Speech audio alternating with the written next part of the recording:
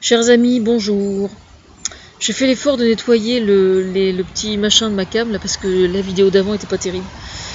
Alors, je vais bouger un petit peu, voilà.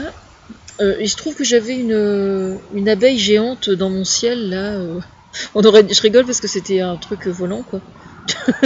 C'était pas un deltaplane, c'était un croisement entre un hélicoptère et un deltaplane. Vous voyez ce que je veux dire? C'est comme ça, c'est une abeille géante quoi, jaune d'or en plus. Mais bon, elle est partie butiner plus loin là. Je suis dans mon jardin et je prends le temps de vivre. Je viens de m'acheter des petits bigarreaux, pour être précise. Je souffle un peu et je réfléchis beaucoup. Et je viens de voir un article de Manuel Valls qui explique que Marine Le Pen peut effectivement se trouver au second tour des présidentielles bientôt. Il faut toujours envisager le pire. Il a parfaitement raison. Et puis j'ai regardé les documentaires, les commentaires dessous là.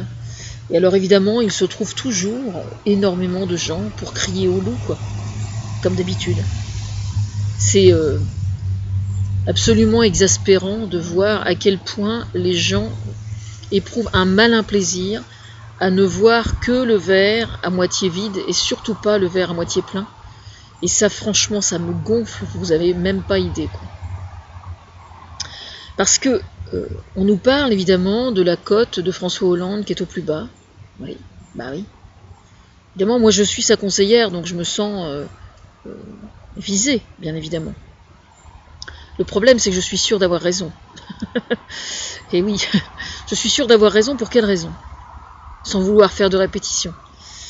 Eh bien, tout simplement parce que quand il y a un problème dans une société, quel que soit le problème, il faut essayer de le comprendre afin de trouver une parade, des parades. Parce qu'évidemment, c'est extrêmement complexe. Il y a un dicton qui dit « gérer, c'est prévoir ». Et c'est un dicton d'une sagesse exemplaire. Hein. Gérer, c'est prévoir. Le problème, c'est que... Alors évidemment, il y a des gens qui vont dire « oui, vous ressortez les vieux dossiers ». Bah oui, mais on n'a pas vraiment le choix. Hein.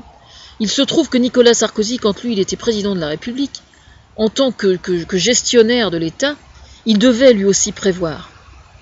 Le problème, c'est qu'il ne pouvait pas avoir son attention partout, si vous voyez ce que je veux dire. Hein. Il ne pouvait pas avoir son attention dirigée vers ses intérêts personnels et le gonflement de son ego, et puis être vraiment soucieux de la France et de la place de la France au niveau de l'Europe et du rayonnement de la France dans le monde entier. Alors vous allez me dire, oui, enfin les gens qui votent Front National, ils n'en ont pas grand-chose à foutre du rayonnement de la France. Effectivement, c'est un point de vue. Sauf que le problème, c'est qu'aujourd'hui, que ça plaise ou que ça ne plaise pas, sur 10 entreprises qui sont vraiment rentables, qui travaillent vraiment bien, qui font de l'excellent travail et qui dégagent des bénéfices très importants, pour votre information, je dis bien 90%, ce sont des entreprises qui ont à voir avec l'Europe, d'une part, et qui ont à voir avec le monde entier. Hein. C'est-à-dire qu'il s'agit d'exporter des technologies, il s'agit d'exporter un savoir-faire français, il s'agit d'exporter une technicité extrêmement pointue. Voilà. Alors, quand on nous dit que il faut regarder à l'intérieur de nos frontières strictement, et puis on fait comme s'il ne se passait rien de l'autre côté, moi je regrette, mais c'est une attitude parfaitement irresponsable. Voilà. Moi, une des raisons pour lesquelles je suis devenue la conseillère de François Hollande, c'est précisément parce que je suis pro-européenne. Voilà. Et parce que je suis pro-européenne, effectivement, François Hollande a demandé si j'étais d'accord pour cautionner sa politique. Voilà. Bon, ensuite, ce que les gens lui reprochent officiellement, c'est la crise, etc. Pour information, la mondialisation, ça n'est pas quelque chose que l'on fabrique, dont on est responsable. C'est par définition, au contraire, quelque chose que l'on subit. C'est-à-dire qu'on peut toujours, nous, de toute façon, en France, avoir des idées avant-gardistes comment dire, avoir des idées qui, imaginons, satisferaient le plus de monde possible. On est bien obligé de faire avec l'Europe et avec les autres pays.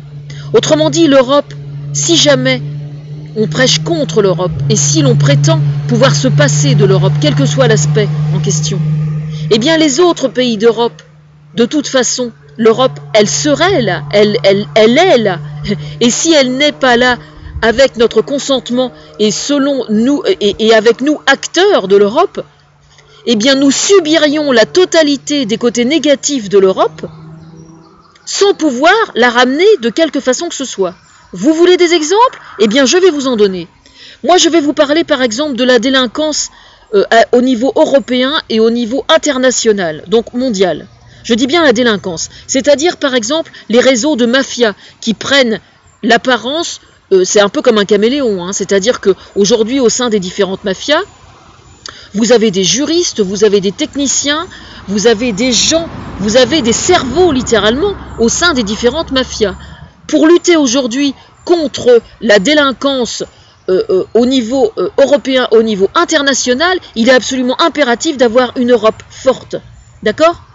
Et ça, il va bien falloir arriver à vous l'ancrer dans le cerveau. Hein. Alors, il y a des gens qui vont vous dire « Ah bah oui, mais bien sûr, mais justement, mais si on fermait les frontières, les mafias, ils n'auraient pas accès. Il faut peut-être arrêter de rêver un petit peu. Hein. » Voilà. Aujourd'hui, on est à l'ère d'Internet. D'accord ? Et l'Internet, ça se passe au niveau international. Hein, et les truands, ils trouvent toujours le moyen de passer les frontières. Ne vous inquiétez pas. Et soyez sans crainte, ils ne sont pas facilement détectables hein, au travers d'une frontière, justement. Parce que c'est de l'escroquerie en col blanc. L'escroquerie en col blanc, qu'est-ce que c'est? Ce sont des gens qui surfent extrêmement bien en visant les différentes faiblesses des différents pays d'Europe, notamment, puisqu'on est quand même européen avant d'être mondial, bien sûr, c'est tout à fait normal. Ces gens-là connaissent sur le bout des doigts les différentes faiblesses des différentes législations de chaque pays d'Europe. Et si jamais une législation en France, par exemple, est trop faible, eh bien, ils vont faire leur beurre à côté le temps que ça se calme. Voilà, parce que c'est ça aujourd'hui. C'est-à-dire que les truands, c'est au niveau européen et international qu'ils travaillent. D'accord hein? Et puis c'est effectivement le petit pavillon de banlieue, la délinquance dans le milieu rural, par exemple, c'est quelque chose qui n'existait pas avant. Pourquoi ça existe aujourd'hui? Ce ne sont pas uniquement des gens qui viennent de l'Est, hein, je vous signale. Hein. Ça vient aussi de beaucoup plus loin que ça. D'accord? Aujourd'hui, quand vous avez des boat people qui arrivent au large de la Sicile, c'est l'Europe entière que ça regarde. Ça n'est pas uniquement l'Italie, je regrette. Il faut quand même voir les choses en face. Et alors pour information, alors que Marine Le Pen et le Front National nous racontent que l'immigration, c'est la diabolisation absolue, hein, parce qu'évidemment, ils ont prétendu qu'ils n'étaient pas racistes ni quoi que ce soit, évidemment, pendant la période préélectorale, évidemment, bien sûr. Hein, ils se sont donné un mal de chien, Marine Le Pen s'est donné un mal de chien pour que ça semble propre, le Front National. Aujourd'hui, on sait ce que c'est, le Front National, d'accord? Là, les élections sont passées, on sait ce que c'est.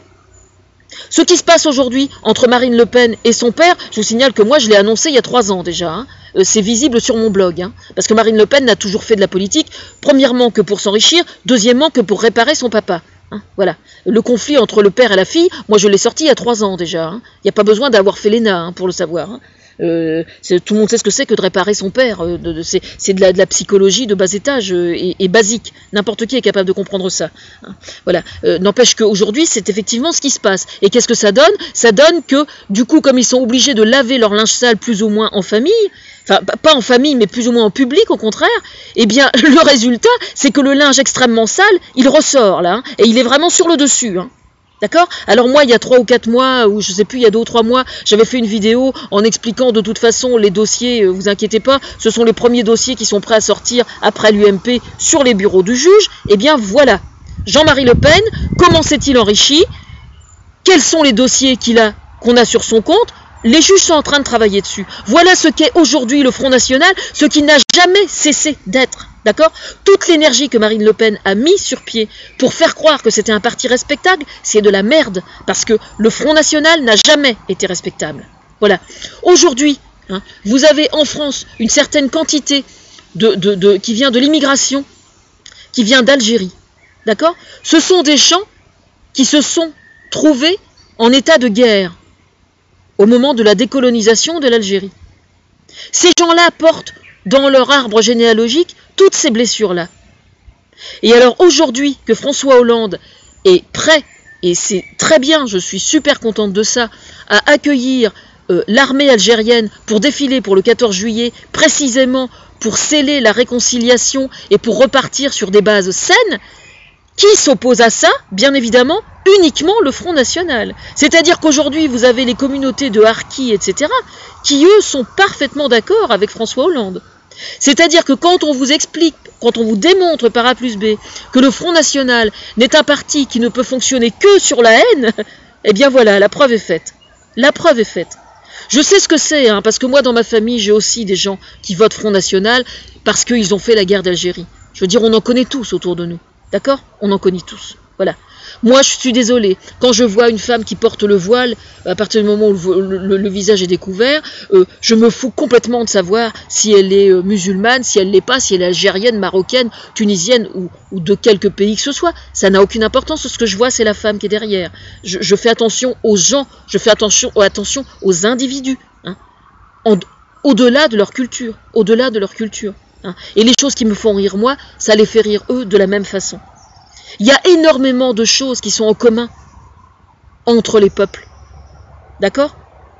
Et fonctionner sur la haine ne sera jamais une solution. Vous m'entendez bien? Jamais.